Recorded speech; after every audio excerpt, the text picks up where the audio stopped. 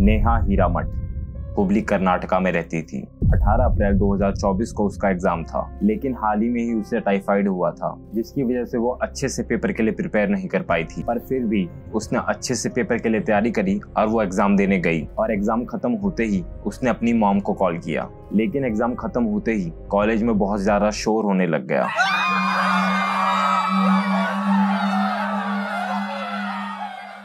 और ये सब सुन के नेहा की मॉम घबरा गई और वो उससे बार बार कॉल करने लगी, पर नेहा कॉलेज से जिंदा कभी बाहर ही नहीं आ पाई। पर आखिर ऐसा हुआ क्या था कॉलेज के अंदर?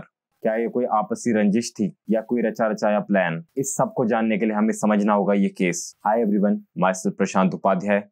Today we have another case of Neha Hiremath. Neha Hiremath 22 साल की थी और वो BVB कॉलेज से MCA की पढ़ाई कर रही थी। नेहा काफी होशियार थी और अपना ध्यान बस पढ़ाई में लगाती थी। उसके पापा निरंजन हीरामठ कर्नाटका के कांग्रेस पार्टी के कॉर्पोरेटर थे। वो अपनी बेटी से बहुत प्यार करते थे और हमेशा ये चाहते थे कि उनकी बेटी आगे बढ़े और अपना नाम रोशन करे। तो नेहा 18 अप्रैल की सुबह 2 महीने बाद कॉलेज वापस जा रही थी। एक्चुअली नेहा को टाइफाइड हुआ था, जिसकी वजह से वो काफी ज्यादा वीक हो गई थी, पर अब वो रिकवर हो चुकी थी तो वो कॉलेज गई। तो 18 अप्रैल को उसका एग्जाम था, जिसकी तैयारी उसने काफी अच्छे तरीके से करी थी। तो वो अपना एग्जाम मिस नहीं करना चाहती थी, क्योंकि अगर वो एग्जाम मिस कर देती तो उसकी बैक लग जाती और उसे पेपर फिर से देना पड़ता। एग्जाम करीबन 4:30 से लेके 4:45 बजे तक के बीच में खत्म हुआ। तो नेहा अपने एग्जामिनेशन सेंटर से बाहर निकली। एग्जाम खत्म होते ही उसने सबसे पहला कॉल अपनी मॉम को किया, जो उसका वेट कॉलेज के एकदम बाहर कर रही थी। तो नेहा अपने कॉलेज से बाहर जा ही रही थी, पर उसके सामने एक लड़का आ गया, जिसे देखते ही वो थोड़ा सा घबराई। एक्चुअली उस लड़के के हाथ में एक चाकू था, जिसे देख के वो थोड़ा सा घबरा गई और वो लड़का धीरे धीरे बचते बचाते नेहा की तरफ बढ़ रहा था। पर इससे पहले कि नेहा कुछ बोल पाती या फिर उस लड़के की बात सुन पाती या किसी को कुछ बता पाती, उससे पहले ही इस लड़के ने नेहा के गले में चाकू मार दिया और गले में चाकू लगते ही नेहा जमीन पर गिर गई। पर ये लड़का इतने में ही नहीं माना, एक के बाद एक लगातार नेहा को चाकू मारता गया और इस सब के बीच में उस लड़के के हाथों में भी चोट लग गई। पर फिर भी वो लड़का एक बारी भी नहीं रुका। उसने टोटल 7 बार नेहा पर वार किया। अब नेहा के साथ साथ इस लड़के का खून भी बहने लगा था और ये सब देखकर कॉलेज के बच्चे काफी ज्यादा शोर मचाने लगे और साथ ही डर भी गए। ये सब कुछ इतनी जल्दी हुआ कि किसी को कुछ करने का मौका ही नहीं मिला। कोई कुछ कर पाता या नेहा को बचा पाता, उससे पहले ही इस लड़के ने नेहा को मार दिया था।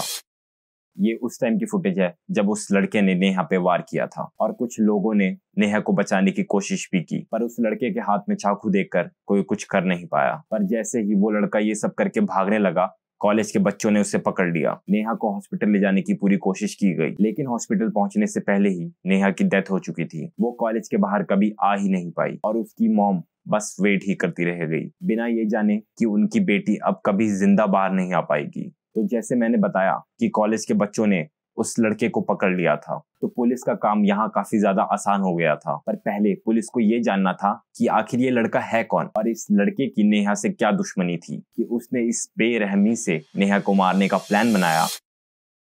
फयाज कौंडे नायक, अगर मैं नाम थोड़ा सा गलत ले रहा हूँ तो माफ करना। फयाज कौंडे नायक एक 23 साल का लड़का था। उसके दोनों पेरेंट्स टीचर थे, लेकिन अब वो लोग साथ नहीं रहते थे। फयाज अपनी माँ के साथ रहता था, हमेशा 90% के ऊपर ही स्कोर करता था। पढ़ाई के साथ साथ उससे बॉडी बिल्डिंग में भी काफी इंटरेस्ट था और उसने यूनिवर्सिटी ब्लू अवार्ड भी जीता था बॉडी बिल्डिंग कंपटीशन में। फयाज को अपने आप पे काफी ज्यादा प्राउड था और उसकी मॉम भी उस पे काफी ज्यादा प्राउड करती थी। और उसकी मॉम हमेशा से ये चाहती थी कि वो एक IAS ऑफिसर बने। सब कुछ अच्छा जा रहा था फयाज की लाइफ में। उसकी कॉलेज लाइफ अच्छी थी, वो पढ़ाई में भी अच्छा था और साथ ही वो बॉडी बिल्डिंग भी करता था। पर पता नहीं फिर कहां से सब कुछ बदल गया। वो अपनी पढ़ाई में फोकस नहीं कर पा रहा था, जिसकी वजह से वो अपने पेपर में भी फेल हो चुका था और इस सब की वजह से वो बहुत ज्यादा टूट चुका था। जो लड़का आज तक 90% से ऊपर स्कोर करता था, वो लड़का आज फेल हो चुका था। पर फिर भी उसने दोबारा एग्जाम देने की कोशिश करी, पर इस बार भी उसके स्कोर कुछ ज्यादा अच्छे नहीं आए और फिर उसने सोचा कि वो ड्रॉप आउट लेगा। ड्रॉप आउट लेने के बाद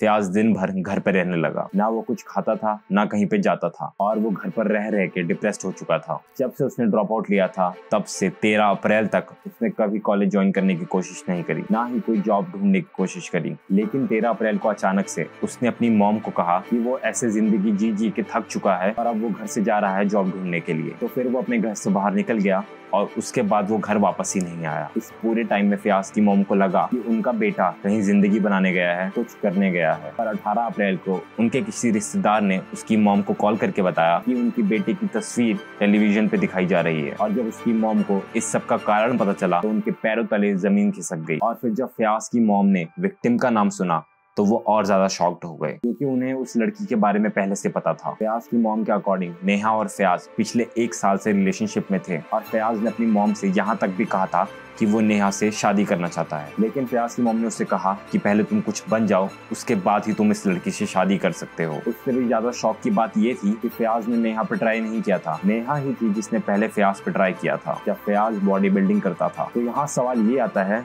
कि अगर वो दोनों रिलेशनशिप में थे तो फयाज ने नेहा को आखिर क्यों मारा, और ऐसा क्या ही हो गया था उन दोनों के बीच में जिसकी वजह से फयाज को ऐसा कदम उठाना पड़ा।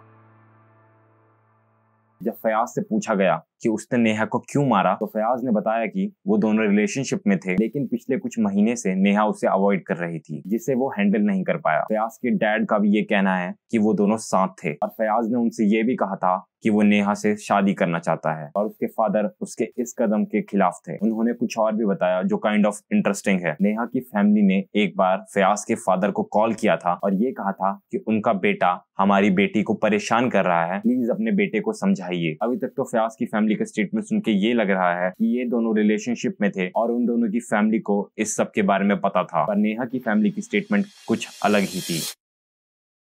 नेहा के फादर ने बताया कि नेहा और फयाज पास्ट में क्लासमेट्स थे। फयाज काफी टाइम से नेहा को परेशान किए जा रहा था, वो उसे बार बार प्रपोज कर रहा था और हर बार नेहा उसे मना कर रही थी। नेहा उसकी इन हरकतों से काफी ज्यादा तंग हो चुकी थी और उसने फयाज को वार्न भी किया था कि अगर वो ये सब बंद नहीं करेगा तो वो उसकी पुलिस में कंप्लेंट कर देगी। नेहा ने फयाज के बारे में अपनी फैमिली को भी बताया था और इसकी वजह से नेहा के फादर ने फयाज की फैमिली को कॉन्टेक्ट भी किया था कि वो अपने बेटे को समझाएं। उन्होंने खुद भी फयाज को समझाने की कोशिश की थी, पर उन्होंने कभी भी नहीं सोचा था कि सिर्फ रिजेक्शन की वजह से फयाज ऐसा कदम उठा देगा। क्या सच में फयाज और नेहा रिलेशनशिप में थे या वो एक दूसरे से बात भी करते थे? क्या नेहा ही थी जिसने पहले फयाज पे ट्राई किया था? ये सब तो हमें अभी प्रॉपर पता नहीं है और ये तभी पता चल पाएगा जब कोई प्रॉपर सबूत आएगा या फिर उनके कोई दोस्त प्रॉपर स्टेटमेंट देंगे। फिलहाल ये केस अभी चल ही रहा है और इस केस में अभी प्रॉपर कोई सबूत नहीं मिले हैं। जैसे कि आपको पता ही है कि हमारे देश में अभी इलेक्शन चल रहे हैं, जिसकी वजह से कुछ लोग इसे लव जिहाद का एंगल दे रहे हैं। बाकी आप क्या सोचते हैं इस केस के बारे में? अपने थॉट्स कमेंट में लिखिए।